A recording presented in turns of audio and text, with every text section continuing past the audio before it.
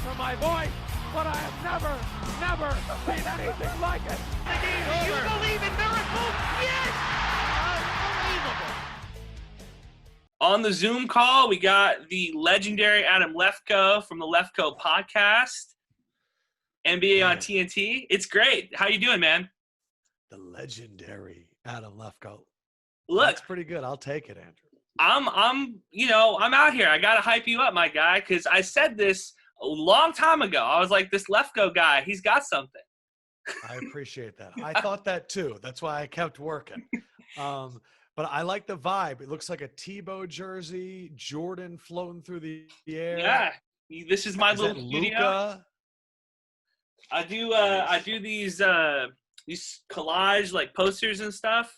So this is my little YouTube studio because of COVID. I get it. And I'm here in an Atlanta Airbnb holding a microphone because of COVID. And I'm not leaving this. I don't trust anybody outside. I'm staying in. I'm cooking. I'm watching basketball, and that's it. So, Adam, how'd you get discovered? Because, as somebody who graduated college, who's in the COVID era, it's really hard for sports media people to break in, let alone to get to the level you were at. How did you get discovered? How did you network and get in? First thing I will say is what's crazy is there's never a moment where people go, you've made it. The difference is now when I talk to people like yourself, you tell me that I've made it, and it blows me away because I'm not kidding when I think about all of those years where me and Sims were working for Bleacher Report and nobody was listening, and we would get so angry. And then one day we said something and people started reacting. We're like, holy crap, they're listening. So there's never a moment. I was very traditional. I went to Syracuse because I saw about all the broadcasting success they had with Bob Costas and Tirico, but I was also not the best student. Like, they would show up on time and I would be kind of hungover, but I was like, I think I can do this. First job was in Nebraska, was there 2 years as a news reporter, one-man band, made $18,500 my first year. Shot my own stuff, wrote my own stuff, edited my own stuff, produced it. I was the news director. On Sundays, I would pick my own stories. It was crazy. And that was amazing because kind of like what you're doing right now, you get a lot of the reps. And when you see me on NBA on TNT, I can handle a lot of stuff because I've been on camera so many times in a live situation that the fear is gone. So it's amazing. It sucked living in the middle of nowhere when all your friends are in New York and you're in Nebraska and you got no money and you can't fly home and all you got to do is keep working. Second job, I still haven't done sports. I covered high school football. Then I went to Louisville, Kentucky, where I was a news reporter. After a few months, I convinced them to move me to sports. I was there for 3.5 years. Salary went up to like 36, 38, 40. And I covered a Louisville championship with Gorgie Jang and Montrezl Harrell and Peyton Siva and Russ Smith. I covered Kentucky championships with Anthony Davis and Michael Kidd-Gilchrist and all those guys. Some good football with Teddy Bridgewater. And then I went viral a little bit because I got really bored. I'm 26, 27 years old.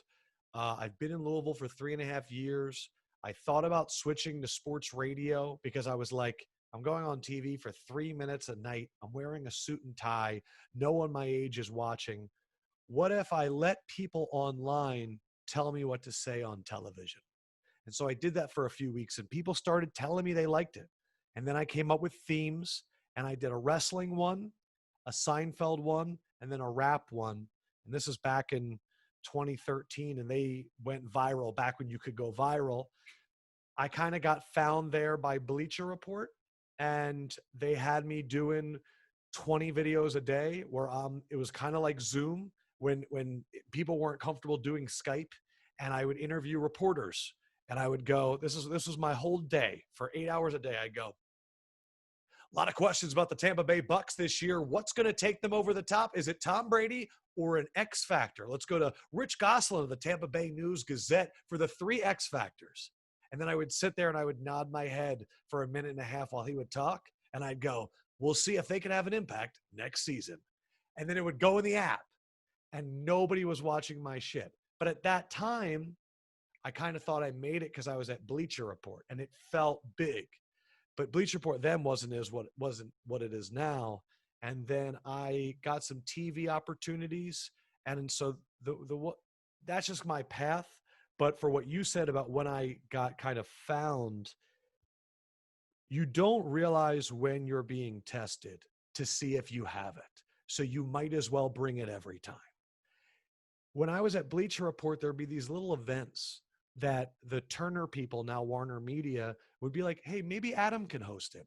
It would be a pregame show on a smaller network, or it would be a pregame show for a bigger thing, or an interview segment. Every time I did one, I don't think I realized, but they were watching. And they were trying to see, can I handle every moment?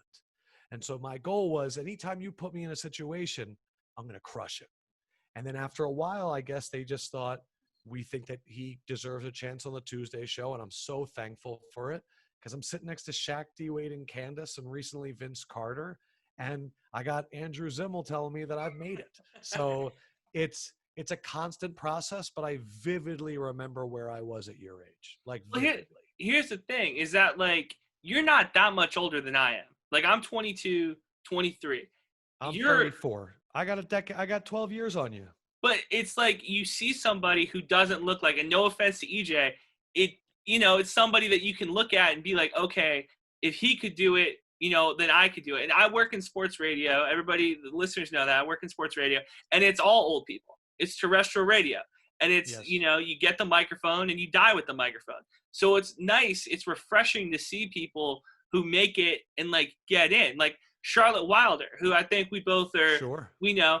I found out about her a long time ago, and just to see somebody that's like didn't see Nixon's election, you know what I mean? Like, somebody younger than the normal person making it is just, like, refreshing, I think.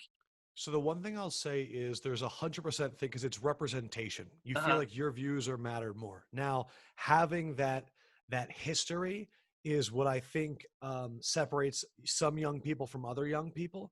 Because I think some young people think they're going to come in and simply them being young is going to be cool. But if you don't know the history of what you're talking about, now you're going to be seen as ignorant or young and dumb.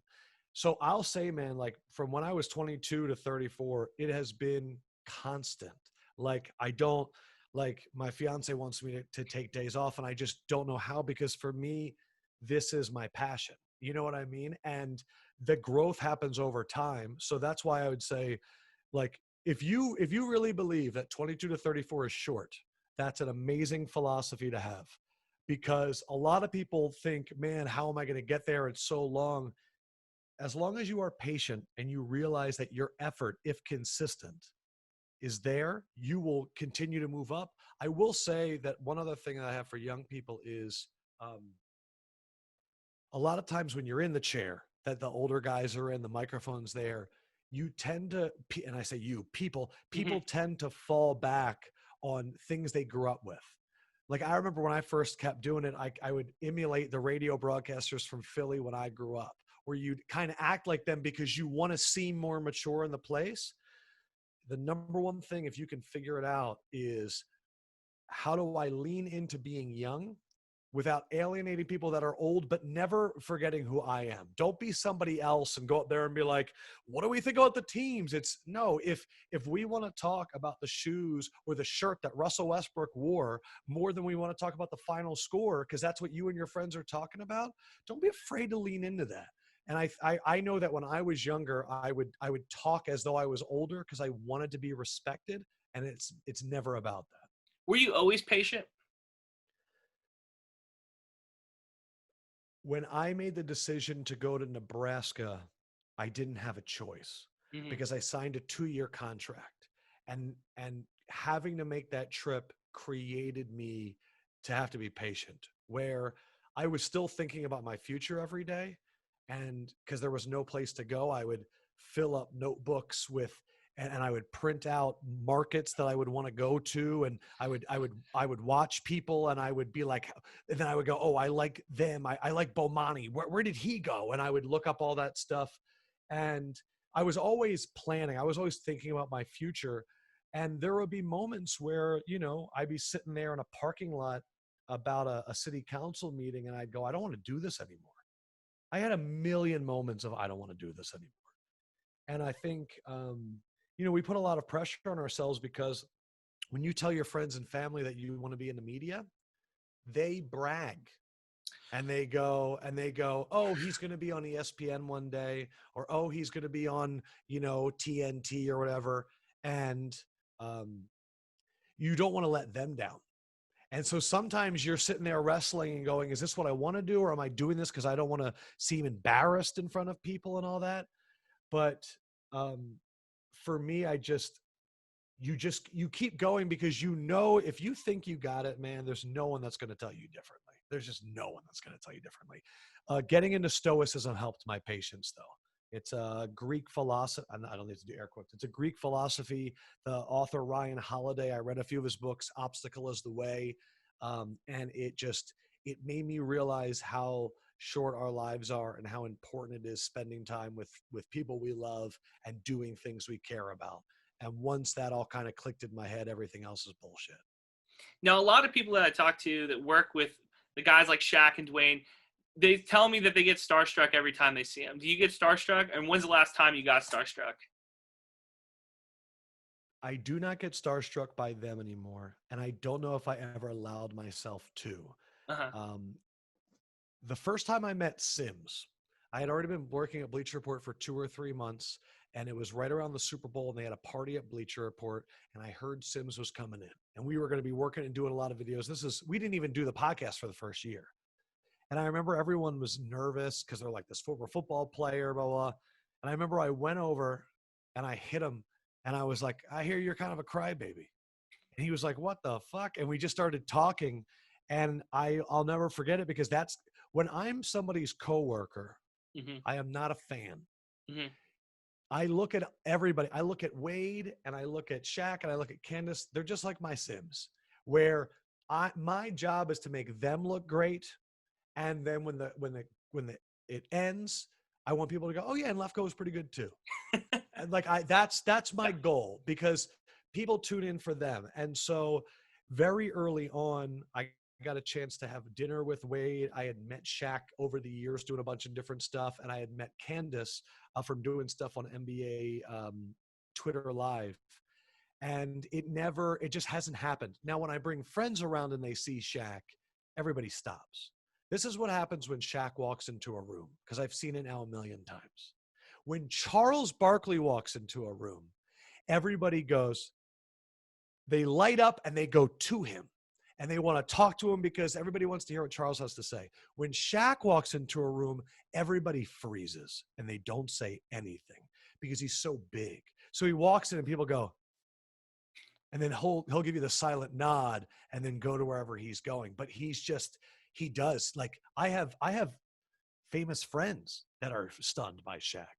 The last time that I was nervous was the first match, Tiger Woods versus Phil Mickelson. I was on the pregame show with Pat Perez, Barkley, and Samuel L. Jackson. And I was nervous about Samuel L. not liking me because I'm like, we're about to do a 2-hour pregame show.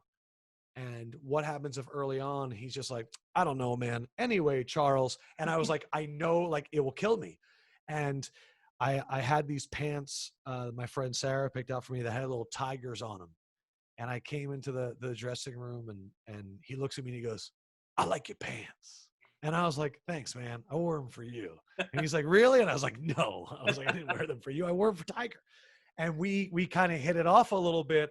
And I say this all the time, but when Samuel L. Jackson, midway through the show, looked at me and was like, you know, Adam, you're doing a great job. Like when the camera wasn't rolling, nobody can tell me anything anymore because like he to me is one of the coolest guys ever. So everybody else is not like that. And that was really the last time where I was nervous and I was happy that I kind of went right into him because it softened it up.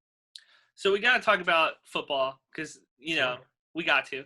Patrick Mahomes, number 4. A legend. I'm in love with Patty Mahomes. I watched him when he was at Tech. when he went to the Chiefs, I was like, Alex Smith, you're my guy. But the minute they put him in there, he's going to be special. He's been incredible.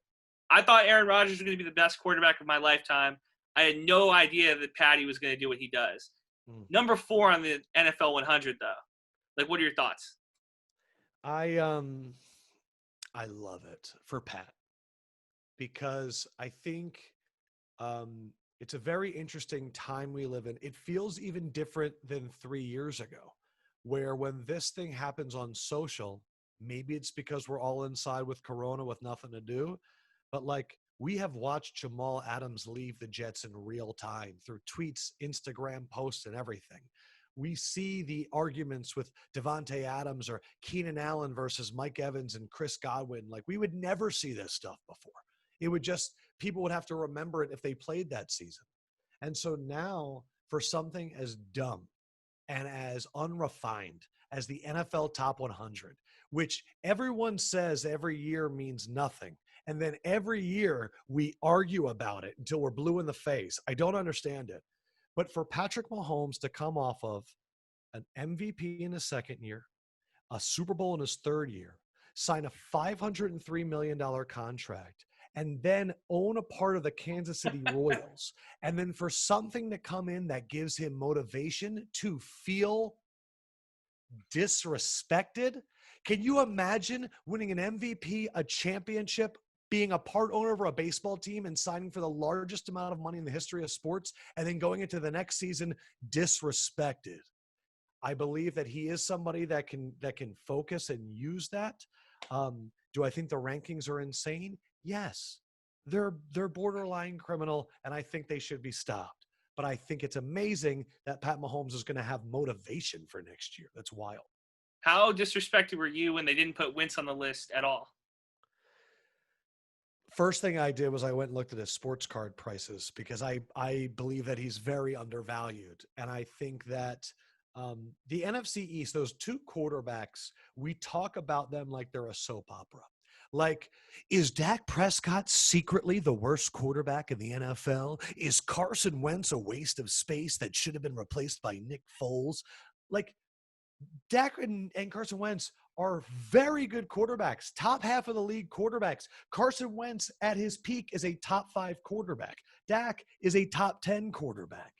And we blame guys with injuries for their injuries, and we don't look at the fact that Jadeveon Clowney dove into his back, or that he dove into the end zone against the Rams and it was a freak ACL hit.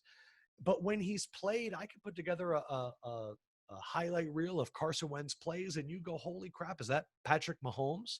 Like, don't forget rolling out and falling and throwing it 40 yards, or the escape against Washington, or what he did that year when he should have won MVP if he didn't get hurt. The NFL Top 100 is dumb. I mean, if Patrick Mahomes is 4th, just throw the whole list away. And that's why for me it's keep underappreciating Carson Wentz, and I'm thrilled he's my quarterback. So I was talking to my buddy who's an Eagles fan, and I was saying that I think Wentz should have won that MVP because he missed, 2 games? Yes, I believe 2. In what other sport? Yeah. In what other sport do you miss 2 games of your season? You're at 14-1 or whatever, and all of a sudden the voters are like, "Yeah, no, the whole rest of the season didn't matter." Like Lamar this season. Yeah, but in no other sports does 2 games mean the most. I just 2 out of 82 is a small percentage. 2 out of 16 is 1/8. Like, so if that's the equivalent of missing about 10, 11 games in the NBA. And so, if LeBron plays 82 games and averages 38-8, and Giannis plays 72 games and averages like that would be a part of the voting. So I do think that's big. We saw this a few years ago with Derek Carr and the Raiders when I think they were through like 13 or 14 games and he was an MVP candidate, and then they kind of collapsed. The thing with MVPs is it really is that lasting image in your brain. That's why a lot of the times the Heisman Trophy winner, it's the guy that, comes out of nowhere, doesn't have expectations, and comes up through the year and then plays well at the end. It's somebody could play well for 9 weeks. They have one bad game and they're like, oh, no Heisman. Or you could have a bad first game, but then have an incredible next 10 and they're like Heisman. So it's unfortunate. I think when you miss the end, people overvalue it and don't look at it just as games. I can see that. What do you think of the NFL restart? Do we see them have the same success that basketball had, or are they going to be more on the baseball side?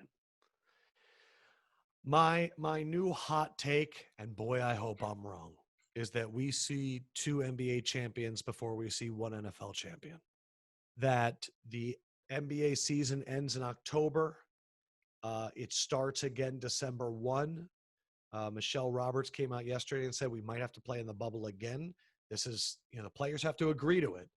But if they go the bubble again and they're there for this time, 6 months, that would be a long time, 6, 7 months, and it would end in June, July. To me, that's a lot more doable. I can see it now. We haven't had positive tests in a few weeks. We're recording this on Thursday. We're seeing it tonight. The NFL, I defend NFL players every July. Usually what happens in a normal world is this is usually when they are done training, their mini camp or whatever. They have a final month and a half off. A bunch of them go out and party. There's 3 arrests in 1 week, and the writers write articles that say, epidemic, NFL players are unruly. And I always go and say, hey, guys, that was 3 out of 2,600. There's not that many total people in the bubble for the NBA. That's just players in the NFL. And I say it's a very small amount. The difference is here, if there's 3 guys in the NFL that go out, it can spread like this. Dumb mistakes at the bar is not contagious. If anything, we learn and it ends right there. I have a hard time thinking any professional athlete, any human, if they put your friends and my friends and all of us in a bubble, and it was up to us to restrain ourselves or, hey guys, don't do anything stupid, it's going to happen. That's what human beings do. And so if there's no bubble, I just don't have faith in the traveling and the incidental contact and the cross-contamination that wouldn't lead to a massive stop, especially in a sport where you could have a team from a hot spot in Florida going to a team in a hot spot in Texas, and they're going to bang into each other and breathe on each other, and it might be asymptomatic. I am just pessimistic right now, but again, I hope I'm wrong. The thing about it is, too, and we talked about bubbles, where are you going to put all these NFL teams? Because it's not just the 22 guys on the field. It's the 100 players, staff, trainers, everybody that goes with them, too. There's not a city big enough to do it. Look, I remember when the Lakers, I read a quote from their head coach about they weren't even allowed to bring all of their coaching staff. They had to make decisions which coaches and training people to leave behind. There are coaches that were setting up the weight room, assistant coaches. And my thing is people don't realize the amount of behind the scenes people in the NFL. And I have heard zero amount of lessening coaches on the road, and there's also 10x the amount of coaches and scouts and the equipment itself. The only person that's got a lot of equipment in the NBA is PJ Tucker, because he's bringing every shoe imaginable. But the NFL, it's you got pads, you got all that stuff. There's no kicking nets you got to bring in the NBA. But man, I hope I'm wrong. I really do. I don't love Rob Manfred in baseball. They haven't really figured it out yet. I think that we're closer to everything getting shut down again in baseball than we are to having a World Series champion. I'm just very nervous about that. Let's shift over to basketball because we get that tonight. 76ers, is that your team because you're from Philadelphia or from the Philadelphia area? Philadelphia, everything. Sixers, Phillies, Flyers, Eagles. All right, so how do we feel about Simmons playing power forward?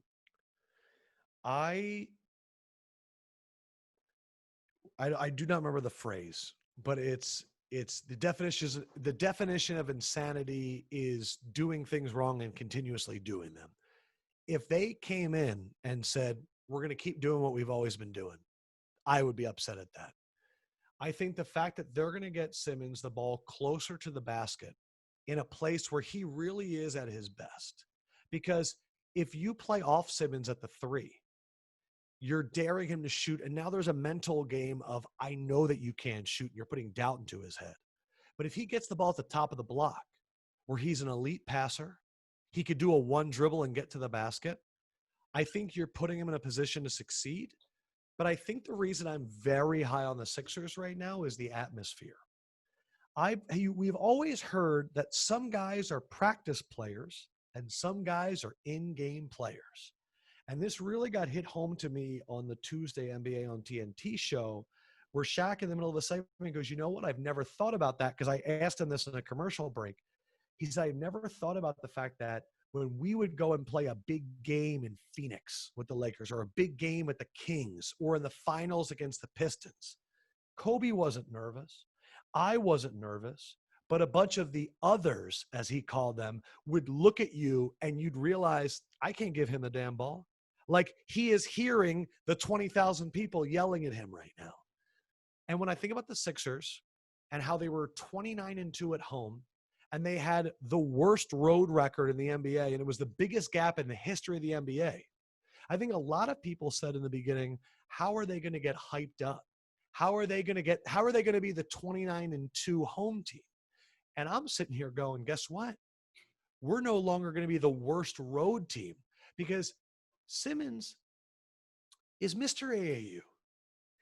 It's always when he starts hearing doubts. Embiid is great, except when he's trying to pump up the crowd by shooting a three. What happens if Simmons and Embiid are in this crazy focus and they're not getting intimidated by the away crowds? There's like a few teams that I think it's going to benefit the most, and I think the Sixers are at the head of the pack. And again, I'm a Sixers fan, so I'm probably too optimistic. I love it, though, because I have been off the 76ers. I liked them last year, and it just, that shot felt like it broke them. Now I get Kawhi and LeBron aren't in the East, so it feels like wide open again. But now you got Giannis. The Raptors don't feel like a team that you really can sleep on either. The Celtics, if everybody. There's five teams. It's Bucs, Raptors, Celtics, Sixers, Heat. I think you put the Heat in there. I do put the Heat in there because I think we had Udonis Haslem on the show, and I just said, how is it in the bubble? And his quote was, there are certain teams that are made for this. And the Heat, we have always said, and I believe him on this, he said, the Heat have always believed, if you put us in a place, we will outwork you. That whole, and you rolled your eyes in the beginning of it, the whole, Heat mentality is a real thing. And I think that they're very multiple, and they can match up with anybody.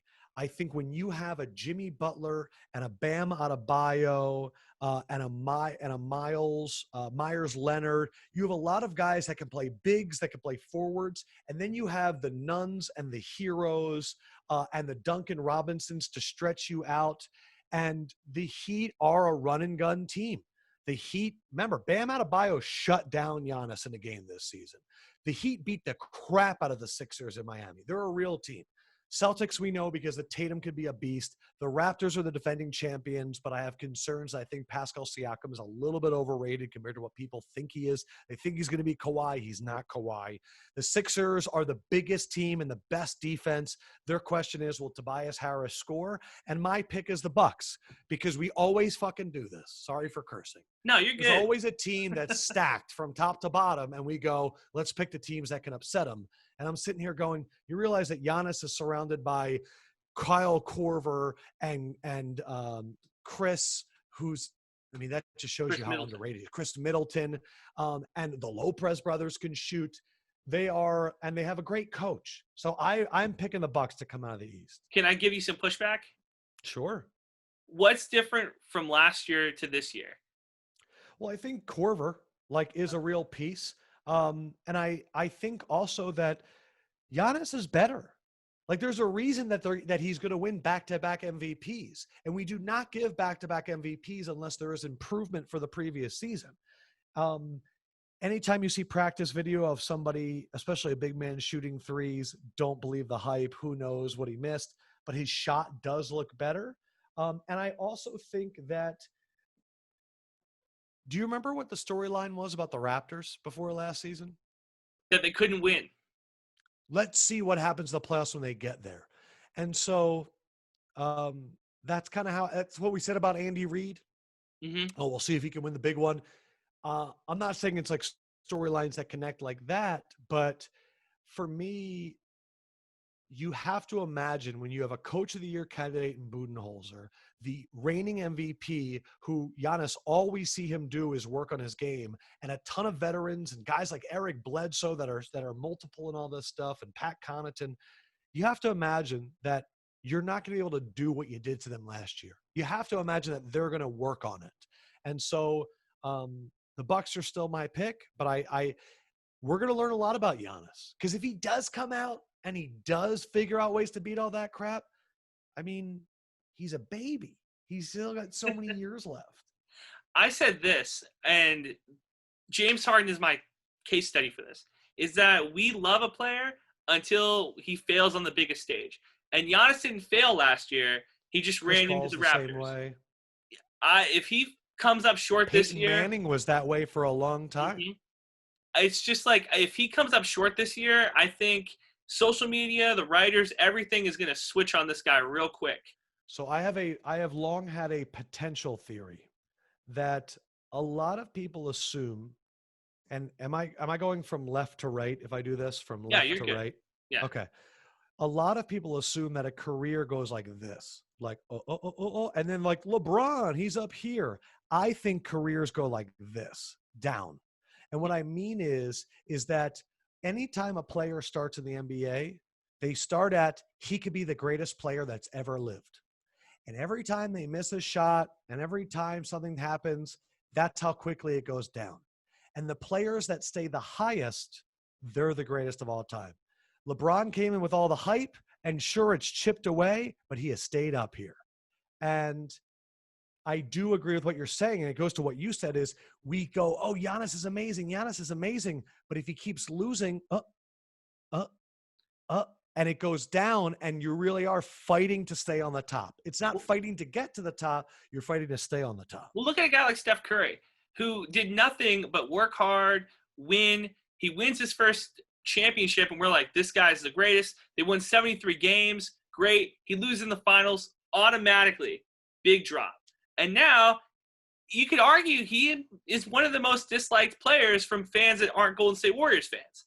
Like, if you're outside of the Bay Area and you're not just an NBA lifer, there are a lot of people. I haven't heard that. I have not heard that in a while. I feel like because Curry got hurt and Clay got hurt and Draymond got hurt and Durant left and he got hurt, and I thought the way they all went out in that finals, literally all playing until they got injured, is the most valiant thing that you can do in sports. I have not heard anybody talk crap about the Warriors all year, mainly because they've been the worst team in the league. But I feel like a lot of that went away. And I feel like the argument against Curry that we're going to hear for the next 30, 40 years is he never won a finals MVP. And whenever you're having the GOAT debates, because, Jordan won 6 of them, it's MVPs in the finals. And KD came in and won those. But at the same point, we will all remember for the rest of our lives how amazing Steph Curry was. And that when he shot a 3 and that arena went nuts, there was nothing more intimidating in sports for those 3 years. When Steph Curry was feeling himself and pulled up from the logo and drilled a 3 in your face, you'd look at your friends and you would say, this isn't fair. And anytime that you're saying that an athlete isn't fair, we say that with Mahomes. We say that with Mike Trout. That was Steph Curry for 3 years. And when you're that good, you're an all-time. Like, I think Curry's already a Hall of Fame. Like, already. Yeah. No doubt. No doubt. Now, do you remember before Kobe won his first Finals MVP? Because there were still Kobe fans even after Shaq left. Of course. Do you remember people discrediting him for not having any Finals MVP? Because I personally don't. I don't remember it. I do. Okay. I remember because, that era, the mid-2000s into the 2008, when it was like the Celtics and the Lakers going back and forth and all that stuff, I remember that every offseason, the 2 most talked about athletes in the NBA were Kobe and AI. And both of them were rumored to get traded every year. that era after Shaq left, but before Powell and Lamar and those titles, Kobe was seen as selfish. Kobe's championships were discredited and given to Shaq. Like, I vividly remember that. And that's why I'm curious in the NFL standpoint, how Brady and Belichick are going to approach this season and if there is any more after this. Because look, if Belichick goes to the playoffs this year and the Saints beat out the Bucs in the NFC South, and you're looking at the Eagles and Cowboys in the East, and you're looking at the Cardinals, Rams, Seahawks, and Niners in the West, and that wild card spot's going to be tough, what happens if Belichick makes the playoffs and Brady doesn't? You know what I mean? And he does it with Cam Newton or Jarrett Stidham. Like, it would get into Brady's head, and I think Brady would play more. I think Brady would be like, you know what, I got to play 4 more years. You're a smart enough guy. Notion of winning without the other person. You're a smart enough guy. You know that the likelihood of Belichick winning the East, the AFC East, 1,000% better odds than Brady and Bruce Arians winning the NFC South. I don't know about after all of these opt-outs where like so many of the Patriots are going away. I also think it'll be interesting from this standpoint, because there is so little interaction right now and there's not real training camps and all this distance. I think the teams that have the most continuity have the biggest advantage. That's why I think the Cowboys are a very underrated team. I think the Steelers are an underrated, like everyone's back. Chargers, everyone's back. Chiefs, everyone's back. So Stidham has a year in the system. Cam Newton doesn't.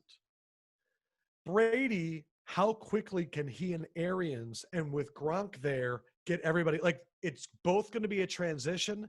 I would say that the Falcons and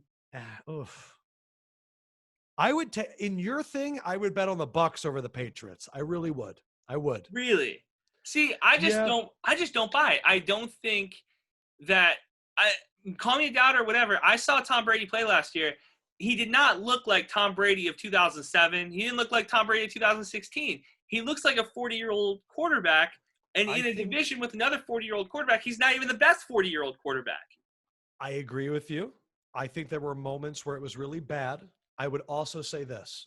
He lost his center either before the season or right in the beginning of the year. They had a ton of offensive line injuries.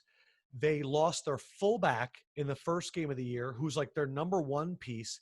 And they were trying to trot out there just crap wide receivers and running backs. And his best weapons were James White and Sony Michel. I don't know if since Randy Moss and Wes Welker, he's had a better 1-2 than Mike Evans and Chris Godwin. And I would argue that they fit his skill set better. And here's why. Moss, at that time of Brady's career, he still had a cannon lined up perfectly. But where he is now, I don't know if Brady can make that throw. But Brady is the master of the back shoulder. Mm-hmm. And Mike Evans can out-jump anybody right now. Chris Godwin, I don't know if he's as, legendary in the slot as Wes Welker, but I also know that he's more dangerous after the catch than Wes Welker. They've got a bunch of really good tight ends. And I think that Tom Brady has to do less with this team, which will make him look younger than he did last year. You want to shave off 4 years? Fine. I'm still just not – I can't buy it. Like if get it. And I think people in Florida can buy it. I think Bucs fans could buy it. I think that and especially because without the continuity, it's going to be a bunch of defensive games in the first half of the season. It's going to be a bunch of defenses. He's going to get the Panthers defense twice. They stink. He's going to get the Falcons defense twice. They stink. I'm not sure about the rest of their schedule. Look, I'm with you. If I'm rating my quarterbacks 1 through 32 in terms of starters, he's around 10, which is like really low for Tom Brady. But I have to imagine that with Bruce Arians and him, they're going to be able to come up with offenses even before they get on the field that's beating a defense. And I still have faith because I think when you're a GOAT, You just do go stuff. So speaking of faith, Jordan Love in Green Bay, Aaron Rodgers is already starting to look like it. We know that Rodgers is a little bit moody. I'm not that worried about it. If I was a Packers fan, I think that a Rodgers with a little bit more fire in the gut than he already has is a good one to have on your team. Do you how much stock are you buying in on Rodgers wanting out? Oh, I don't think it's much as that. I think I saw something the other day that when Aaron Rodgers didn't get voted into a top thing on the top 100, he won the MVP next year. I have seen this happen to Tom Brady when they drafted Jimmy G. When they drafted Jimmy G, he was really the first one that came into camp and people went, oh man, this kid looks good. You know, Ryan Mallett, remember when the Patriots drafted him? Strongest arm in the NFL, but he wasn't accurate, so it wasn't real. Same thing with when they brought in all the other guys. And it rejuvenated Brady. Last year, the storyline for the Packers was, can Aaron Rodgers and Matt LaFleur get along? What will they do in the 2-minute drill? I mean, we talked about it all the fucking time. And the questions were, Matt LaFleur's offense wasn't that great in Tennessee. How do we know it's going to be good here? And so Aaron was really about working together and trying to show that he's a good teammate.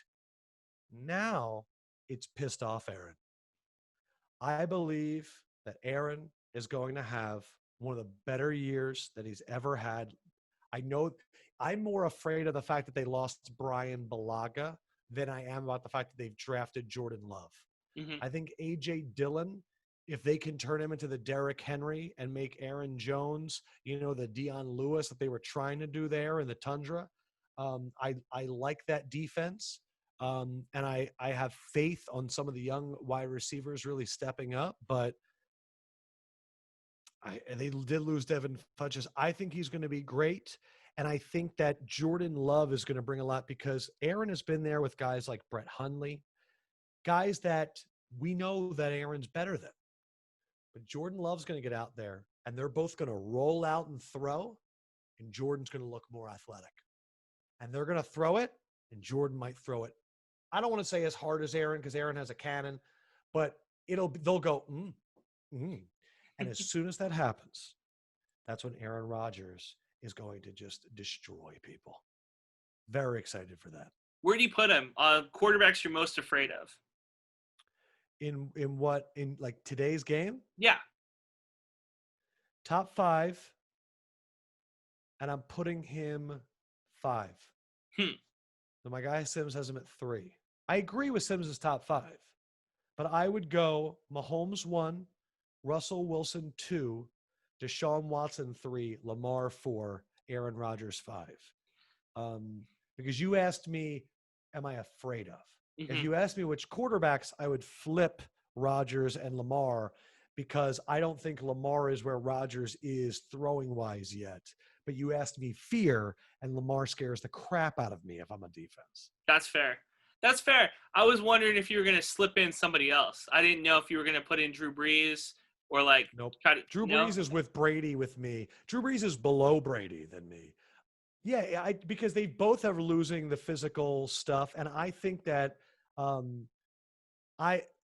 this is a thing that I learned from Simpson. I can't shake it. Once you realize that Sean Payton is an offensive genius, you start giving a little bit less credit to everybody else, and it sucks. You know what I mean? But we don't do that with Mahomes.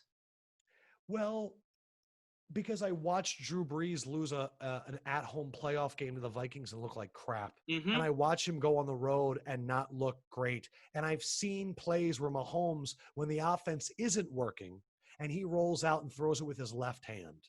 Or you know what I mean? Yeah, that's fair. I just wanted to push you a little bit. Just see what. No. And this is not me angry. This is me having enjoyable conversation. But that's why I have Watson so high. Because I think if you put Watson on the Saints, they're the Super Bowl favorite.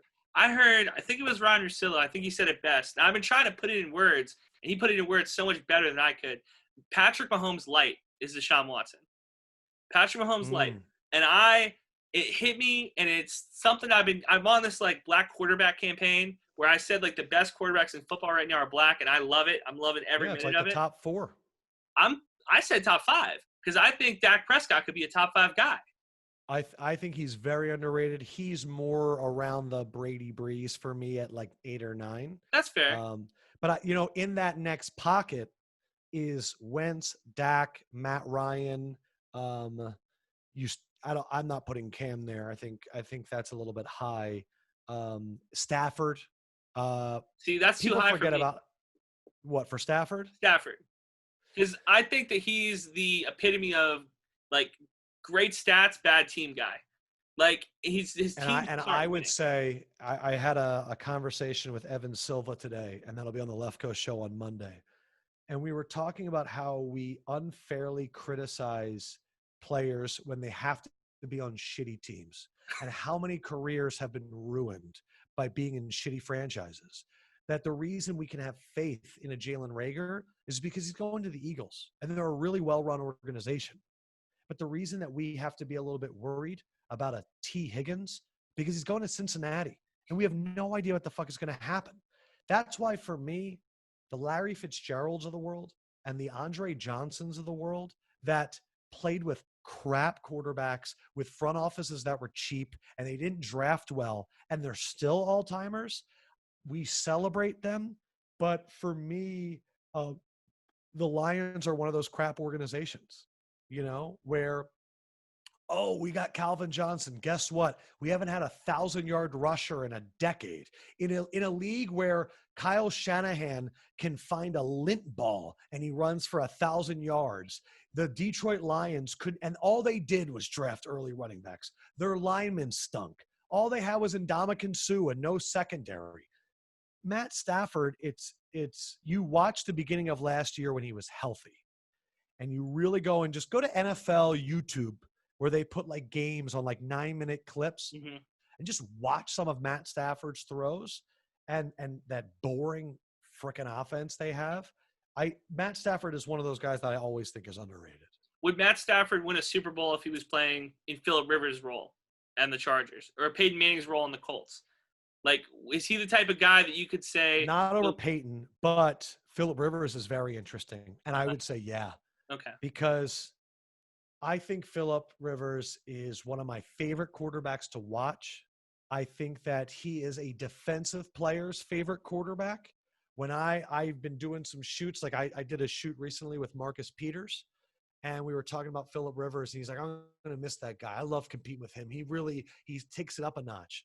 But in my head, I'm going, that's the reason I don't like Phillip Rivers. Because you could walk up to Phillip Rivers after a play and be like, we're going to beat your ass. And he'd be like, oh, yeah, oh, yeah, oh, yeah. And he's going to yell at you. That's not what I want my quarterback to do.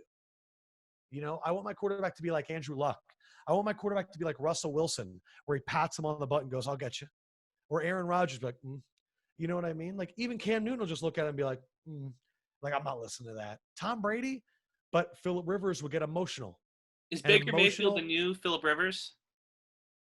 I think that we have written the book too quickly on Baker, and I think that Baker could have a big start to the season.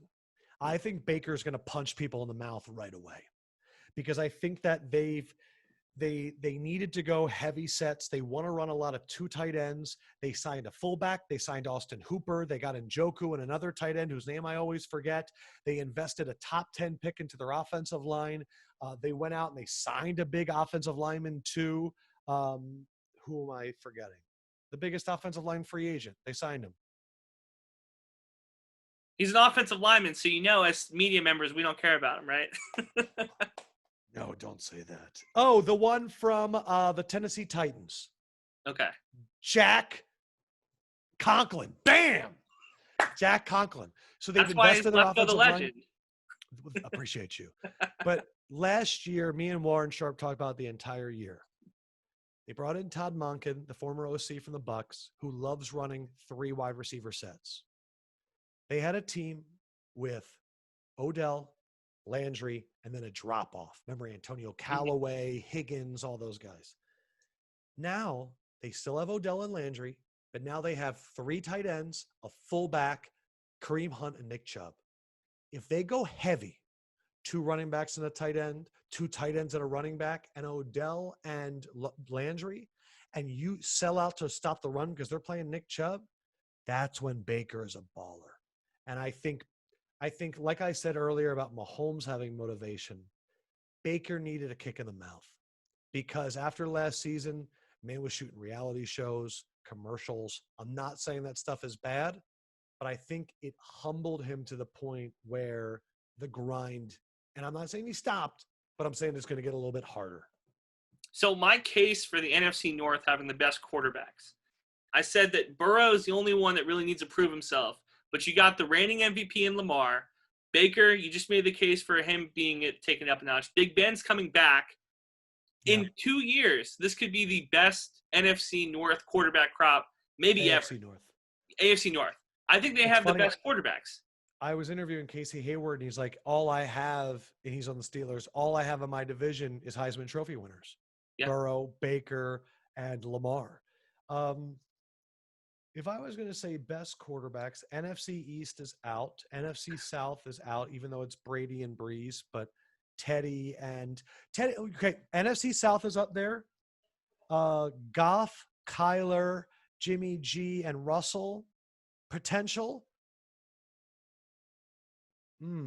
AFC South is out because you got AFC South is out. Yeah. Mahomes, Carr, Locke, and Tyrod. No. I would say the NFC South and the NFC and the North is Mitchell Trubisky, Rodgers, Kirk, and Stafford. I would say it's between the South, the NFC South, the NFC West, and the AFC North.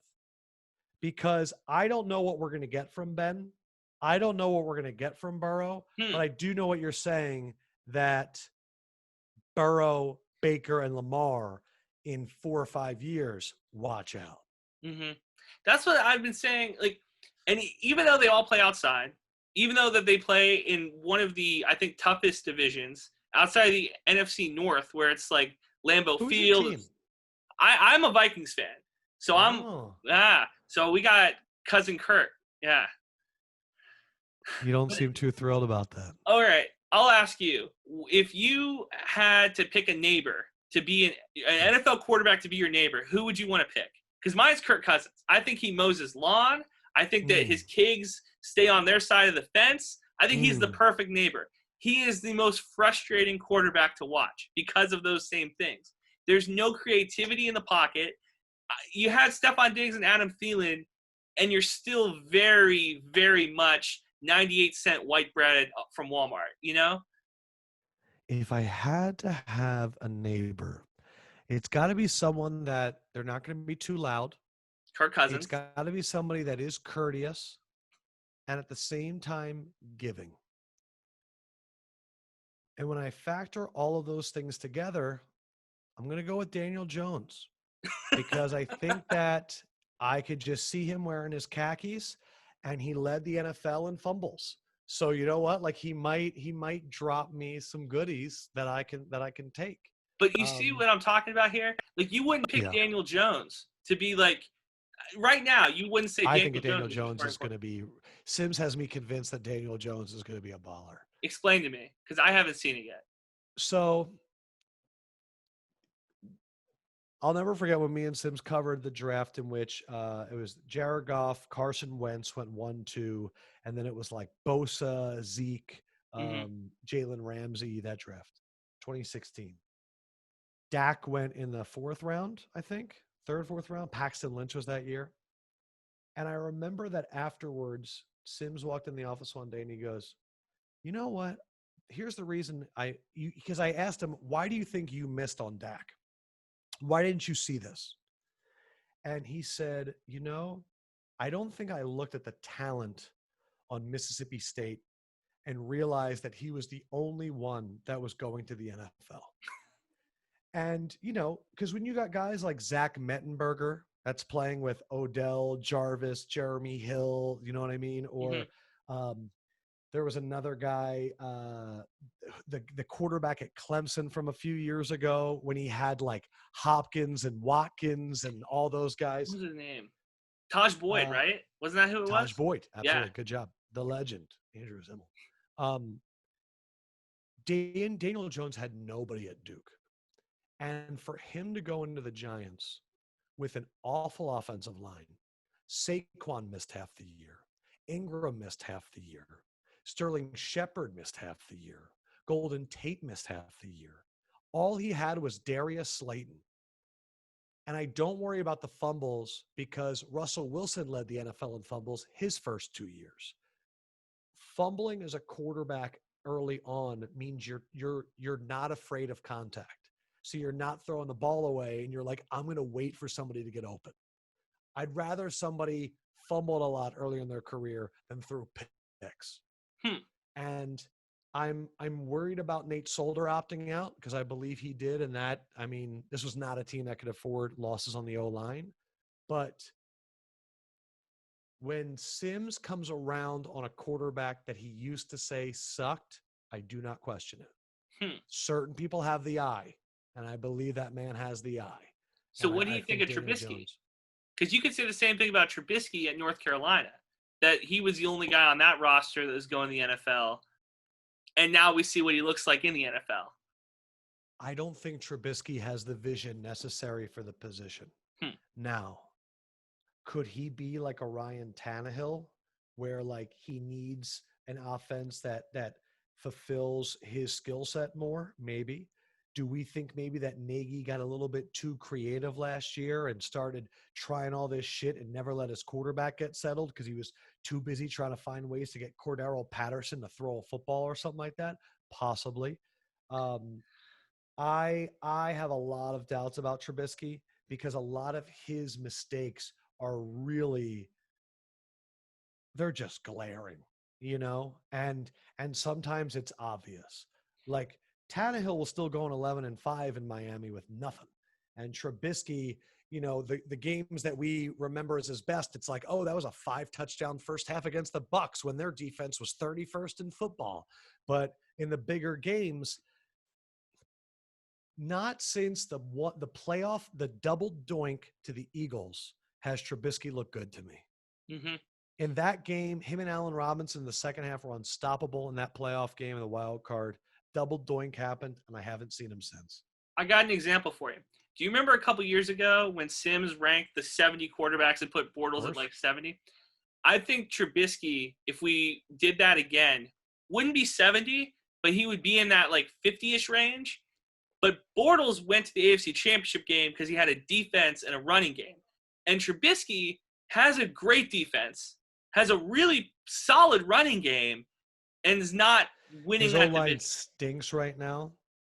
One thing that you should feel good as a Vikings fan, even though like your D-line is like Linval's gone and Everson's gone and you guys were already thin, even though Danielle Hunter is an absolute animal. And by animal, I mean a physical, great athlete. The Bears offensive line, now that they lost Long, I forget which Long it is. Kyle Long, thank you. I don't really have a lot of faith in their O-line. Their O-line took a huge step back last year. They had the Notre Dame coach that came and he was supposed to be great and it really didn't pan out that well. So my thing is that Bears defense was really, really good. It was not even close to as good as that Jaguars defense. I know Khalil Mack is great. But when it was Jalen Ramsey, AJ Bouye, Telvin Smith, Miles Jack, Calais Campbell, Marcel Darius, that defense is a top 10 defense all time for me. And a team that has like, I just didn't think that like Akeem Hicks and that Bears defense is really, really good. I just don't think they're at the Jaguars level. Is that defense the best defense in the last 20 years not to win a chip? Because that's what I said when this to not win a chip. So the Ravens won the chip, the Bucs won the chip, the Seahawks won the chip, the Broncos won the chip. We always remember those great defenses. The Patriots defense last year was up there. You know, Patriots, I think they were letting up like 10 points a game and so many turnovers, and Stephon Gilmore and Kyle Van Noy were everywhere. I'm trying to think of other defenses in the last 20 years. They're definitely up there. When if they're not one, they're in the top 3. when they walked off the field after losing because Blake Bortles just couldn't score any points, I said to the people watching with me, I was like, that's going to be the best defense never to win. Like, Yeah. it was incredible. I'm still at a loss for words. I know. Last thing before I let you go, would you have any advice for young podcasters? How about I'll give you advice, but I also want to know, is there something that you've been struggling with that you've been thinking about? Oh, I'll tell you. We can go. All Yeah. right. So the thing that I struggle with is what we talked about at the top of the pod, was with the patience. Is that you do the YouTube streams, the Twitch streams, record the podcast, set up the great interviews, and then you're not seeing any growth in the listeners, and you're not getting any growth in the audience engagement. And it feels like you're just putting out, and you want to be humble, but at the same time, great content over and over and over again, and it's just silence on the other end, and you're just not connecting with anybody.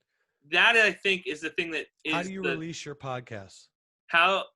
Speaker, you send it to Spotify, Apple Podcasts, Stitch. It's literally wherever you. And then where does your video go? YouTube, Twitch. Gotcha. And you put up the full episode? Mm-hmm. Do you put anything on social media? Yes. How do you do it? The same way that see, the only thing I could add to it is, you know how people will snip the best minute and they'll put that as the demo, and they'll be like, listen to the pod. That's the only thing I don't do. But everything else is the link and everything there. So that's I stole this from Gary Vaynerchuk years ago. Okay. The only reason that I record my podcast on video is because I've never seen someone on Instagram share an audio file. I do it on video. Like today, we had 6 or 7 different conversations. In addition to posting this on YouTube, cut 6 or 7 different 1-minute clips, and don't be afraid to put them on your social media. If you're going to put, if you have the time for captions, that's great. If you have the time to just kind of write above it what it is, that's cool too. All of that drives back because you're trying to get eyeballs. You know what I mean? I have been where you are, where I get home and I'm cranking and I go, Fendrick, how are the podcast numbers? And they haven't gone up at all. The thing though is don't be afraid to share. So keep sharing on social, but also the social media clips are just as important as the podcast itself. This is fun because it feels pure and it feels like an art form. I read this book, and I would recommend it to you too, called Perennial Seller.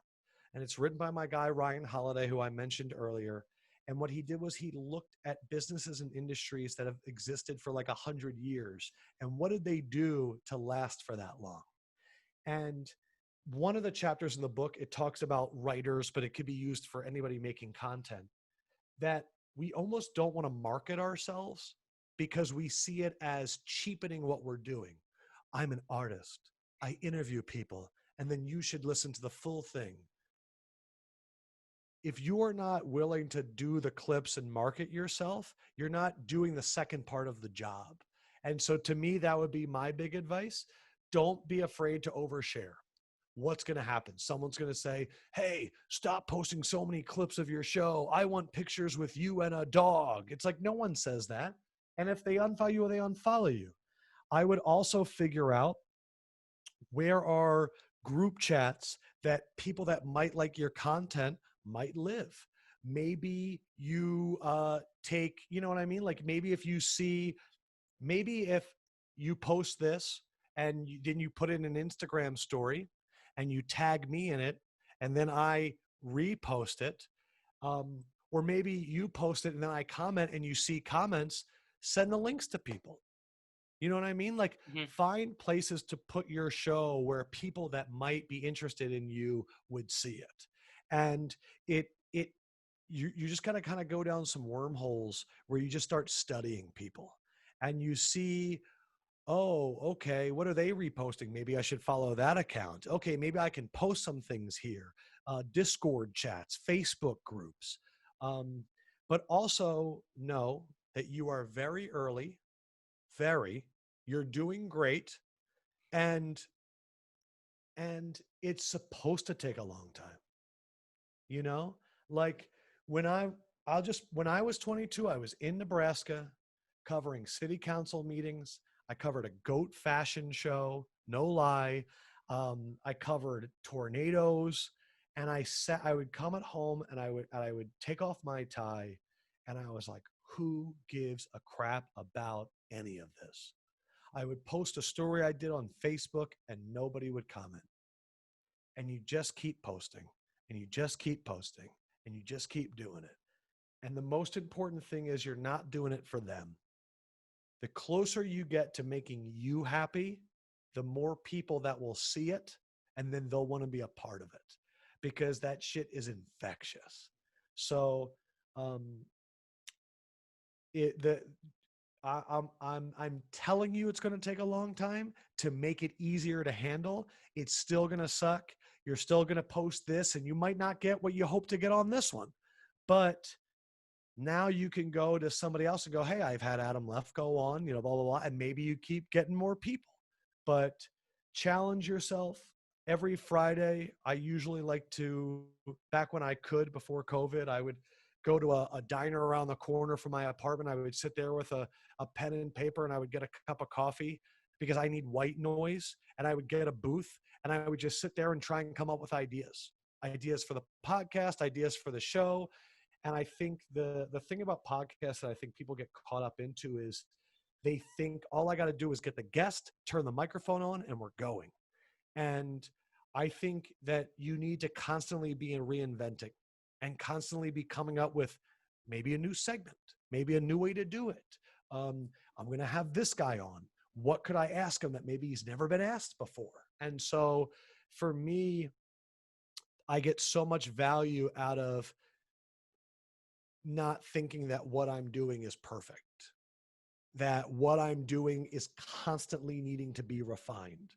And it makes the patience part of the job description, where it's going to take a really long time to make something great because that's what it takes. And so, enjoy the little wins, like have fun doing it. Respond to everybody that DMs to you. If somebody says you suck, reply to them and be like, man, sorry you're having a bad day. I love you. And never worry about it. Because the reason they're saying that is they're too afraid to try. So it's easier to shit on you. And so we've all been there. I have fucking been there, I still get people, man, that tell me that I fucking suck.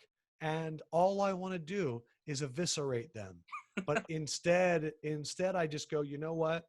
I know you're having a bad day. And we keep going. And so it's patience for all of us.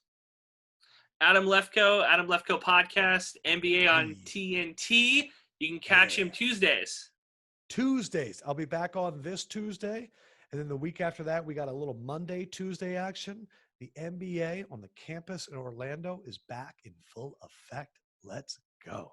And you can also have the Lefkoe Show, but my social is at Adam Lefkoe. Thank you, Andrew. Pew, pew, pew, pew, pew, pew, pew, pew.